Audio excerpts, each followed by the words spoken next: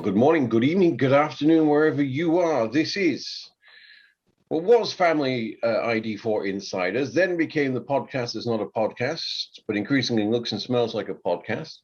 I am joined, as ever, by Joe from JKAV. How you doing? I'm doing pretty good. As you can see, there's doors behind me, so life has moved on. We're going to go through that ourselves over the next few weeks. The doors are staying, but the floors are going. The floors are going to be pulled up, and the kitchen's going to be remodeled. I appreciate we don't show the kitchen on the podcast, but maybe that's something for the future. How are you doing? Surviving. The Munchkin went back to school yesterday. That proud moment any father wants when his kid says, "All right, bye." No tears, no. I was kind of disappointed. She was a bit too quick to leave me, but anyway, I digress. Much to talk about on the channel, and we'll get to that in a minute. But hey, let's get to the interesting thing. So Joe and I have been speaking about this for quite some time, and we both agreed the world doesn't need another podcast. The issue is we rather enjoy doing this. We've gone well beyond the collaboration we intended to do. And at this point, I think we just want to keep it going because it gives us something to do. So this will become the FamilyEV Podcast. And by the time you see this, it will be available on its own YouTube channel. We're going to continue hosting it on mine, the regular EV Dad, for the time being. But you'll be able to watch it on YouTube on its own channel. You'll also be able to download an audio version of it on Spotify, Apple, and all those places where you will get your podcasts. So that's interesting. I have the artwork for it right now, and this should all be live by the time you see this. So, Joe, I hope you'll consider subscribing to a channel that you're on. Well, I'll have to see what the quality of content is. Yeah. And by the way, everything, what he does mean, so all the episodes we've done before, they will be in the library for those who are new to this and want to binge. It does mean a couple of them, which were very video centric, we were sharing apps and things like that in the screen, they won't make as much sense. And that does mean that we won't be doing that kind of stuff, those collaborations, as it were, for the podcast. They'll just become what I would call collaborative videos in their own right on either of our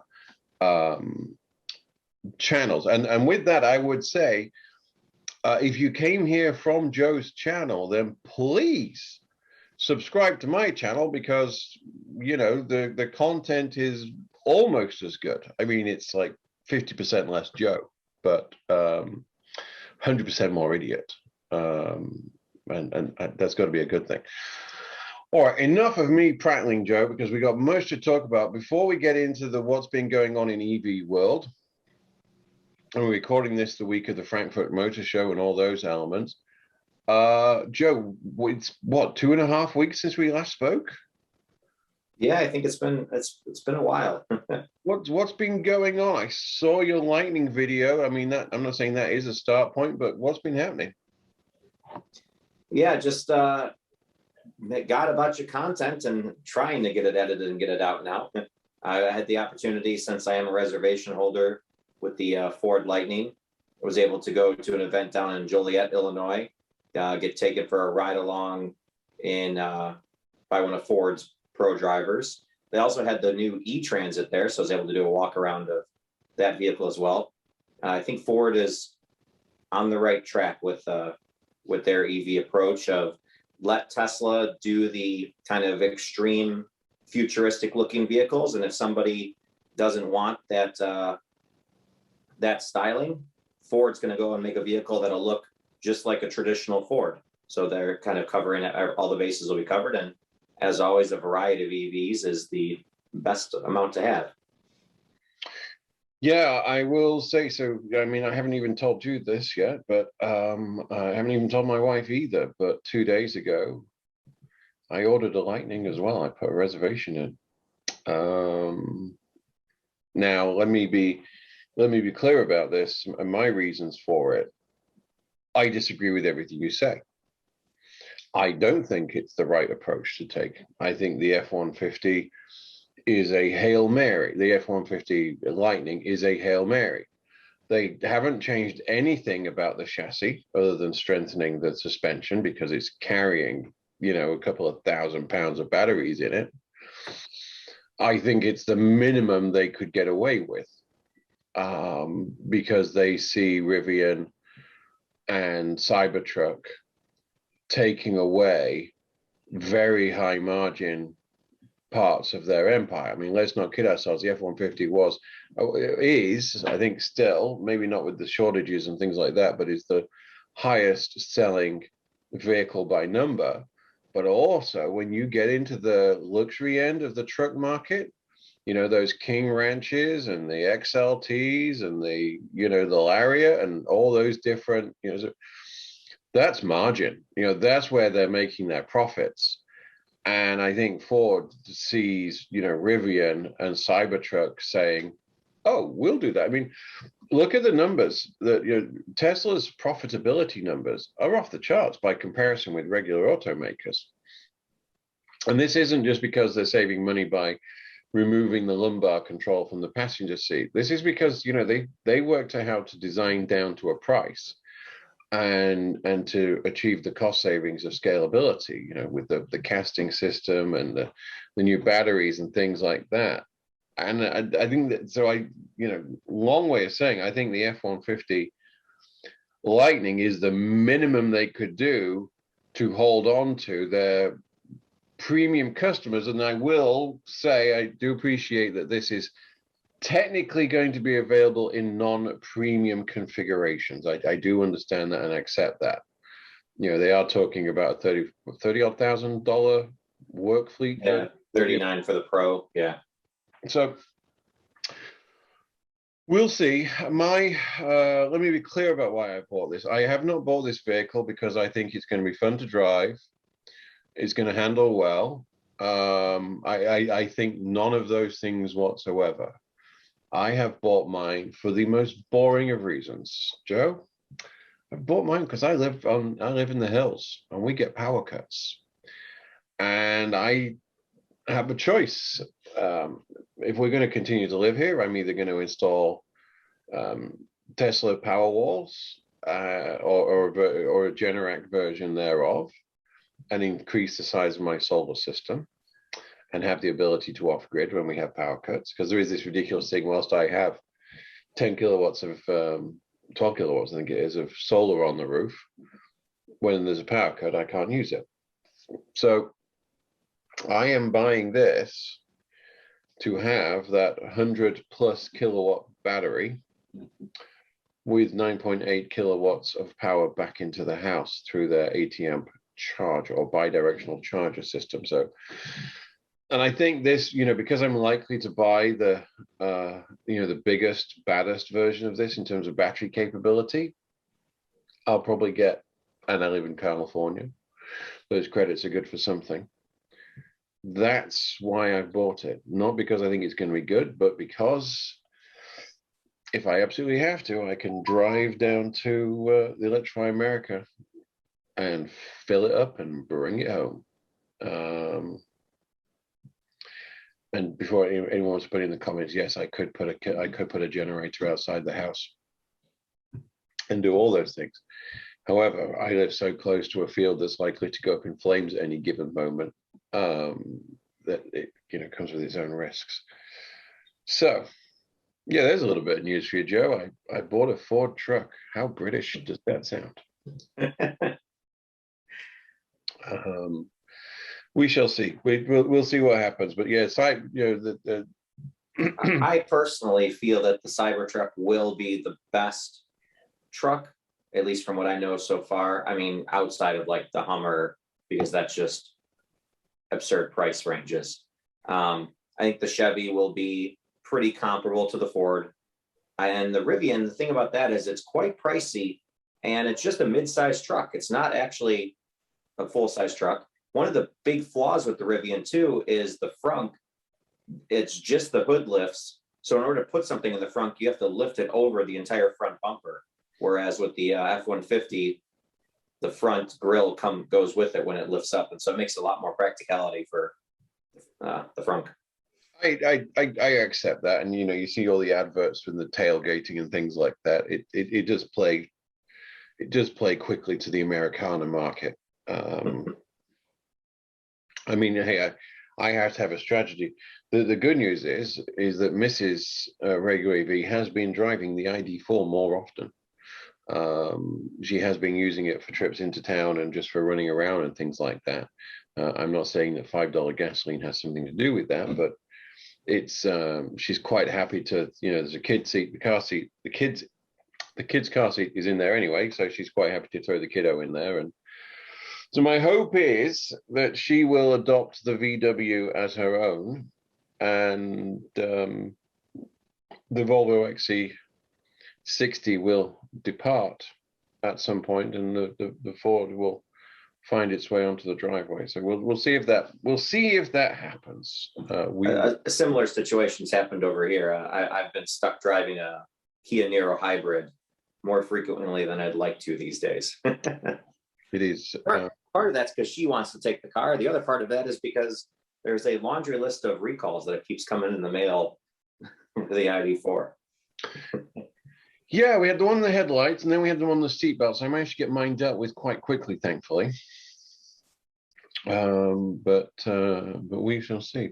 So let's talk about the ID4 briefly, because that's why a lot of people turn up. So in terms of content, and I do apologize, you're going to hear my phone pinging a bit like at the moment. That's because sadly we have a friend who's in hospice care, and I am the first point of call for should any situations that require someone to be moved in their bed significantly, then I get that phone call. So I do apologize.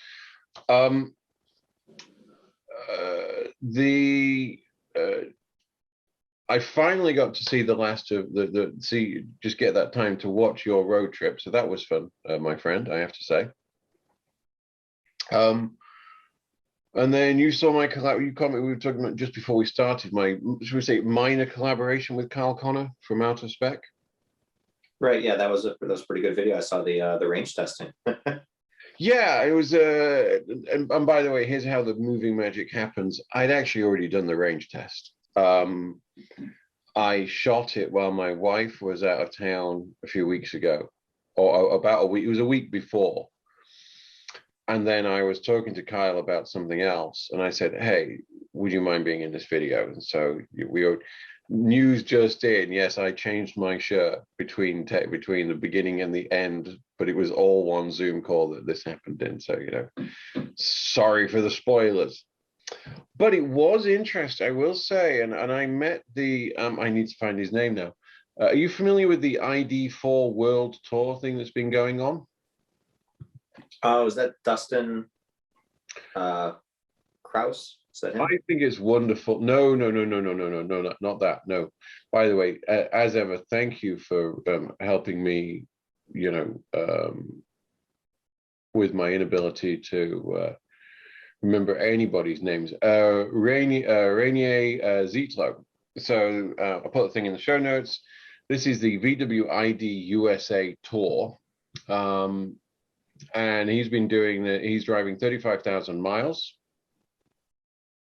in a Volkswagen ID4 in a blue first edition. He started off in Herndon a good while ago. I can't remember exactly when they started, but he was actually in my part of the world this week. He was in the Bay Area. He'd come down from Sacramento and Reno and a few other places.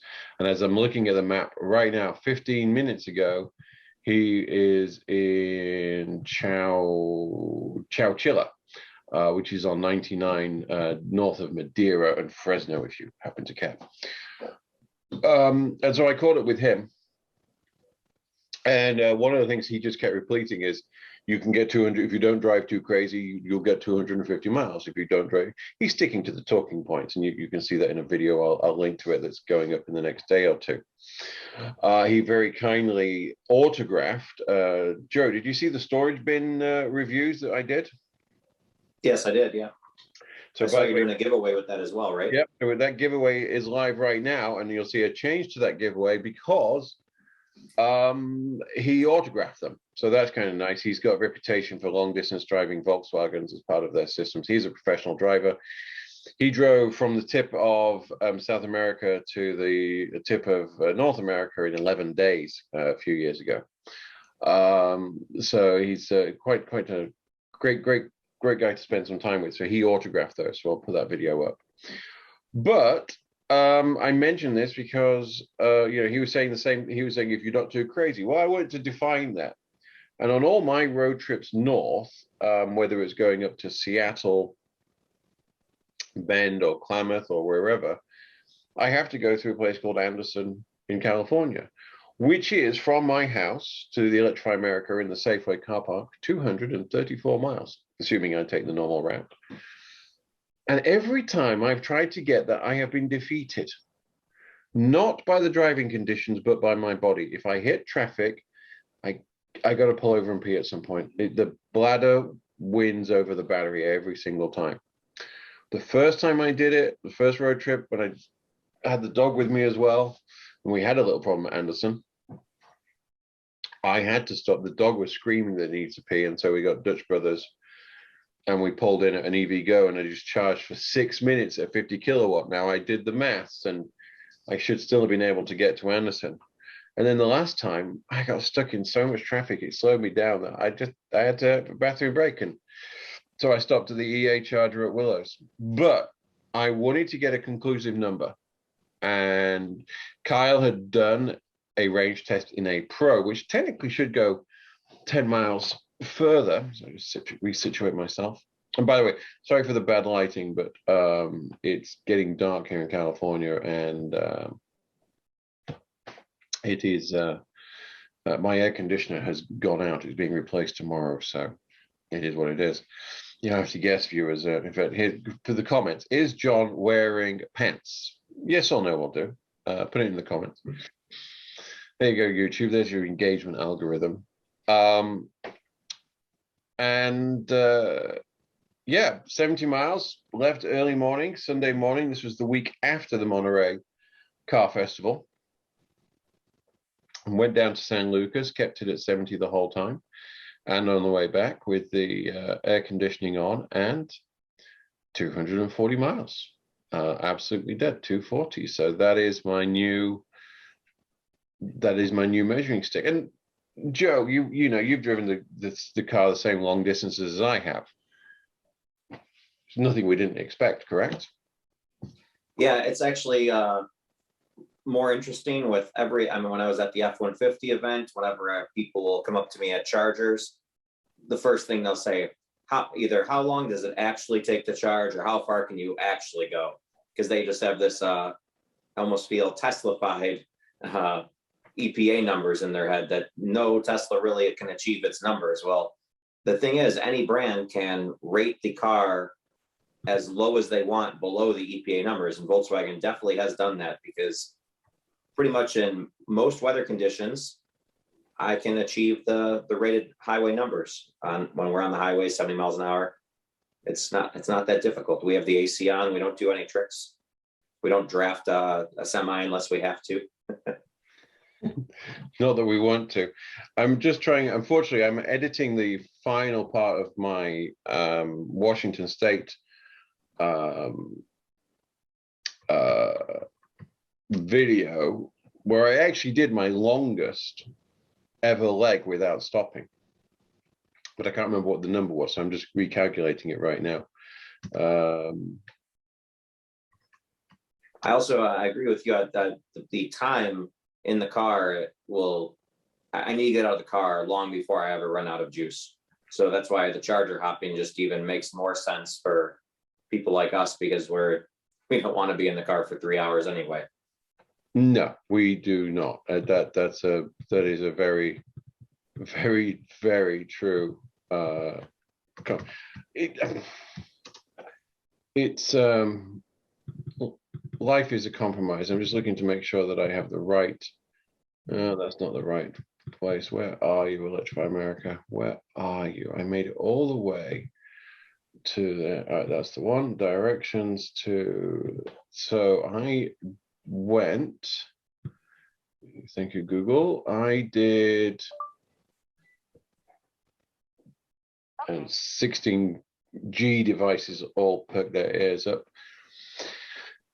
Just under 4 hours of driving, 243 miles was what I achieved. So yeah, That's highway speeds, right? Yeah, that was highway speeds, and I wasn't going for a range thing at that time. I was just trying to see. I was going to go to North Portland and charge up there, but figured if I could get to the south side before the traffic built up, I would do that without stopping. Now, that said, I was running into the supermarket. It was a Fred Meyer's, I believe, cross-legged, and the kid was cross-legged as well as I carried her in because it reached the point of human endurance some time ago. But I digress. So before we move to anything else EV related happening in your world? No, not really. I'm trying to build some relationships with a couple of dealerships. Unfortunately, there's a Land Rover dealer over here, that Land Rover Jaguar, that I might be partnering up with, but because of the chip shortage, they have no electric cars right now. So it's quite a hassle to try to get anyone to hand you a car when they have a shortage of cars. It is an issue. I do have assuming nothing, well, this hospice situation, but I will be taking a Mark E out this weekend. So expect a video on a comparison with the ID4 and other vehicles shortly. And then I'm working with, I will potentially have the GTX, the four-wheel drive version of the ID4 rather soon, but we'll see what happens with that. Let me talk about one thing that's completely non-related. It's been on my channel, and just an opportunity to tell people why this happened and what it is. So you will have seen, I do have a separate playlist called Comedians in Cars Going to Gigs. And I've had some interesting messages slide into my DMs about this. And I'm going to open a window because it's just humid as hell out there, in here. So, I am a stand-up comedian. I am blessed in this life to have a wonderful family, a successful career in IT security, and a role in marketing, which is why I'm so comfortable doing this. I also do stand-up, and I'm very good friends with Kabir Kabezi Singh. I'm sorry to say he went out of America's Got Talent tonight. He didn't progress to the finals. He made it to the semifinals, which is an accomplishment in its own right. And Kabir, congratulations. And it's just something I've wanted to do because I don't pay for gas, obviously. And the time I spend in the car with comedians is actually really enjoyable to me. And we put the world to rights, and it's where we try out different bits of material, and it's a different conversation. And it's not Jerry Seinfeld where they talk about how amazing they are. We're not. We work for a living. We don't have a special. Netflix isn't paying us to do this. But if Netflix would like to pay you to do it, I would love for Netflix to pay me to do it.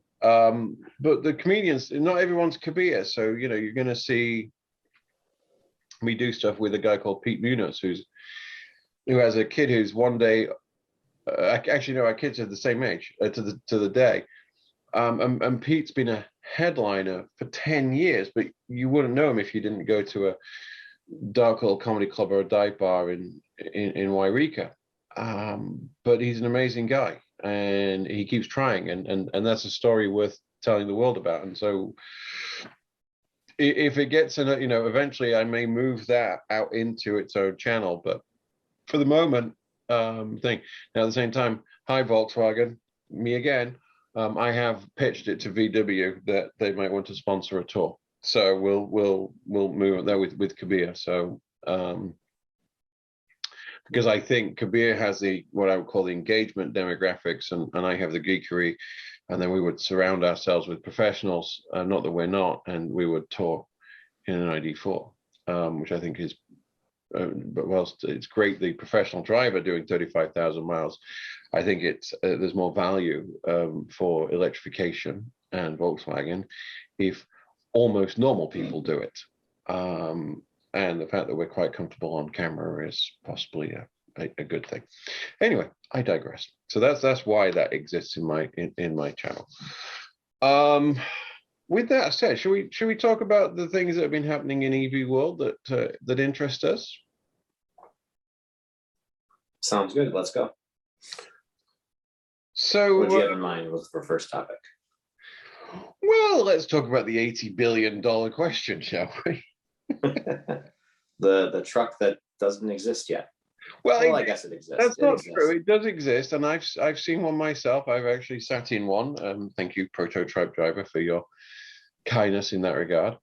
Rivian filing for putting in its S1 paperwork for a valuation of $80 billion. And let's be clear about this. Yeah, deliveries in the donut, the number of firmware revisions, donut, and the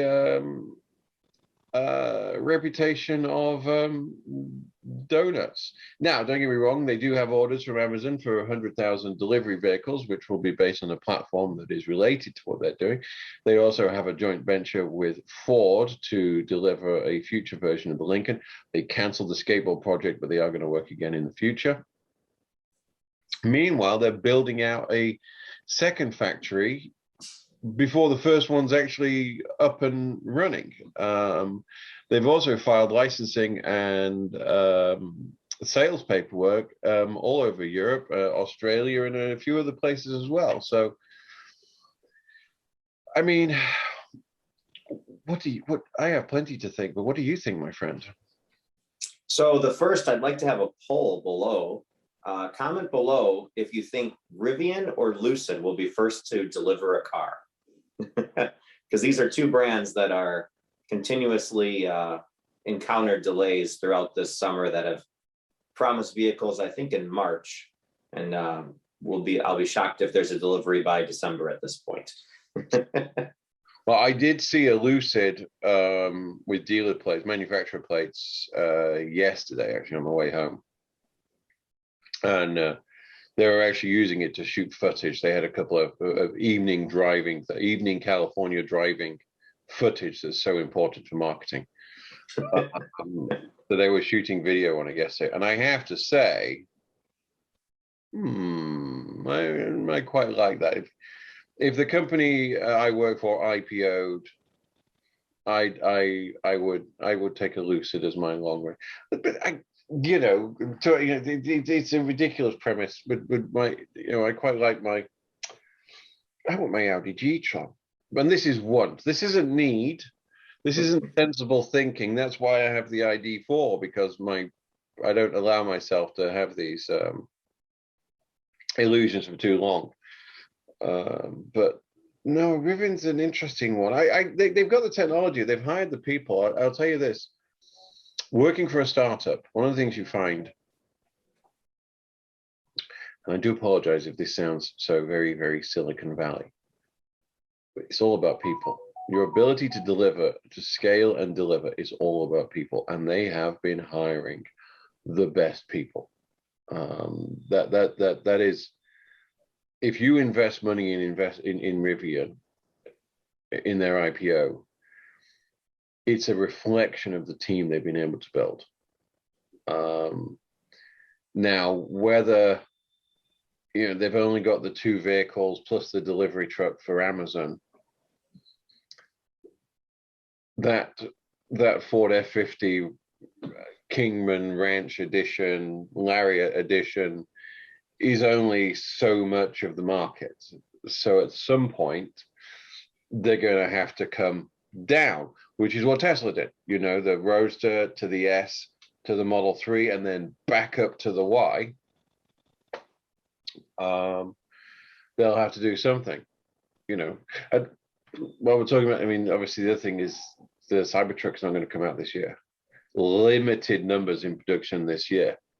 And as we read, the 4000 series battery facility is not happening within that time frame. So they're going to be building these using the existing batteries for the Model Y and Model 3 at the moment. So that probably means they'll have to start with the shorter range models, actually, which is not normally the Tesla way.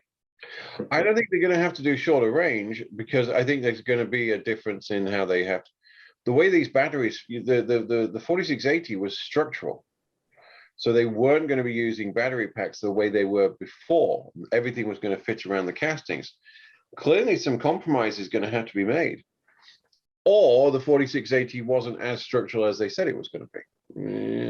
We'll see. I am an engineer, but I am not that kind of engineer. So I will defer to the experts on this subject. Back to Rivian, I'll be interested to see if their big moneymaker could end up being that Amazon van. I'm not sure what price they're going to start coming in at once they start offering those to the general public. But the E-Transit is $47,000 and only gets 126 miles of range. So, and I know from my understanding, Rivian has some pretty good technology out there. Yeah, only 126 miles on the Ford E-Transit. So that's pretty local. Well, it's not just local. I mean, bear in mind, I mean, transits are hilarious. I have one. You can rent mine on Turo. So I have an 8-seater, well, formerly 10-seater, but we took 2 out. Executive limo, former Google executive limo, which is a Transit 350 XLT long wheelbase, medium roof. And you see transits used in one of 2 ways: either very localized delivery or very long haul, and you see them at hotel, services, as the passenger version, or they are used for local distribution. And you know what? 124 miles is plenty. You look at the average number of miles a UPS truck does per day. It's absolutely perfect. Now, you have that vehicle on the road, a human being has to be on it. So maximum 14 hours a day with overtime. That's plenty of time to charge that bad boy up at 40 amps or more. I think is a good. I think there's a fantastic market for that. You ask anybody, any business owner that's running multiple medium load vans like that, you lower the cost of maintenance because electric. You lower the cost of fuel, electric, and you improve reliability because motors are much easier to live with than engines. It's a winning combination. And the way Amazon are doing, I'm curious, things we don't know here, my friend. If you're not aware, Amazon has outsourced all those Amazon vans you see around, the ProMasters and the Sprinters and the Ford Transits. Most of them aren't Amazon's. They actually outsource to what's essentially a local Amazon delivery franchise. Yeah, actually, I was a driver at one point, which means I can just use my own personal car to do deliveries. You're a flex person. Yeah. I actually looked at investing in the. Sorry, my friend, this is because you're a driver. I was looking at employing the drivers and actually running one of the companies, but it was too expensive to do it in the Bay Area cost effectively. Not that I didn't want to do it, but land permits, whole ball ache. But no, it'll be a successful. If they get it working, it will be successful, and for that, we wish you well, Ford. And can I be early on the list for my Lightning, please? So I want to give my wife between, anywho. Also, thing I had overheard at that Lightning event when I was roaming around the transit. People were asking about what are Ford's future plans, and I know it's public news that Ford and VW had said they were going to work together. Well, the guy had hinted at that they're going to make a smaller van. So it seems like since Volkswagen's just bringing the fully loaded ID Buzz over here next year, or not next year, 2023, it sounds like Ford's going to be able to rebadge some of those and offer more of a commercialized version, which would be great for a lot of businesses too. Yeah, so let's talk about some of the content we've been watching over the past couple of weeks, and I don't think it would have escaped anybody's attention that the Frankfurt Motorshow is taking place as we record this. Oh no, actually, yes, it is going on almost right now. Interestingly, the Frankfurt Motorshow is not in Frankfurt because of COVID. It is actually taking place in Munich this year. And I have been consuming avidly all the content that's coming out from Kyle Connor, from ID4, Furkan, and others. Are there any vehicles that, whether or not they could actually come to this market or the market would, have you seen anything you liked? So I've always liked hot hatches. I've always been interested in minis and vehicles sized that way. So the Honda E, I mean the ID3, of course, but the Honda E just seems like the perfect. I've always been a very big proponent of, you have a big road trip vehicle and you have a little around town commuter car, and that Honda would be in my driveway. I do like the Honda, and as a former Mini owner and connoisseur, absolutely. And I had the last generation. I had the 500e, that we had here in California, and it was great fun. It was the car I had right up until I had got the ID4. And technically I still have it because my wife doesn't know that it actually is with my neighbor up the road, and I deal with that. Anyhow, that's a story for her. How do you know your wife doesn't subscribe to your channel? Because I say so many stupid things and she hasn't mentioned it so far. And mine doesn't watch my content either. I think I've heard that that's actually a common theme. They listen to us talk all day. They don't want to watch us talk all day too. Absolutely, makes perfect sense. At least you're not talking to me is one of the things she has said. It's been interesting to see. Obviously, we've seen the Audi E4. We've seen minor changes to the GT. Porsche Taycan's getting updates for 2022 to be more efficient, as well as better integration with Android and all those things. If I had one comment on the entire event, is just to see how electrification is actually the new normal. This isn't just a compliance play anymore. This is, let me come back. So we got to talk about this. The ID3 that Kyle's driving right now. I want it. I want it so bad. Want isn't need. I've said this before. But, I'm a European. I was raised on Golfs. I crashed a number of Mark 1 and Mark 2 Golfs. And I really do think that ID3 is this generation's Golf. It has the opportunity to be the Golf, that affordable first car, I'm going to call it a college car. And they've just done a battery test on the smaller one, the 57 kilowatt. But I think I would really like to have the ID3 with the 77 kilowatt battery that we have in the ID4. I think I'd really like a sporty performance hatch with 300 miles capability, or even better, 200 miles capability, but goes really, really fast. And you think the price point, if they could have that in the low to mid 30s. Oh my God. I was like, okay, now I need an electric version of a limited slip diff. And a manual e-brake. Yeah, and a manual e-brake. Or just a manual. Yeah, you call them e-brakes before. You see, we only called them an e-brake when they became electric. Otherwise, they were just handbrakes. Handbrakes, yeah. What is that Spanish brand that is partnered with VW because they have like a spicy ID3. Yeah, so that's Seat out of Spain, yeah. And they have a sports division called Cupra. And yes, many a young boy has got their fizz with a Cupra S. Yeah, I was one of them a long time ago when I was young and skinny. But no, it really has been interesting to see that. Anything you want to add, Joe? Any upcoming content? No, I did just get I think when we were doing the Volta plug share video, you taught me about the DC fast chargers that Volta was starting to come out with, and they put one in my area. So I went and did a little review of that. I'll put that up tomorrow, which is a week ago by the time you see this video. But not just that I did the big road trip to Montana about a month ago, and I just have to sit down and edit it. It's very painful when you have 3 hours of video to go through to turn it into an hour and a half of,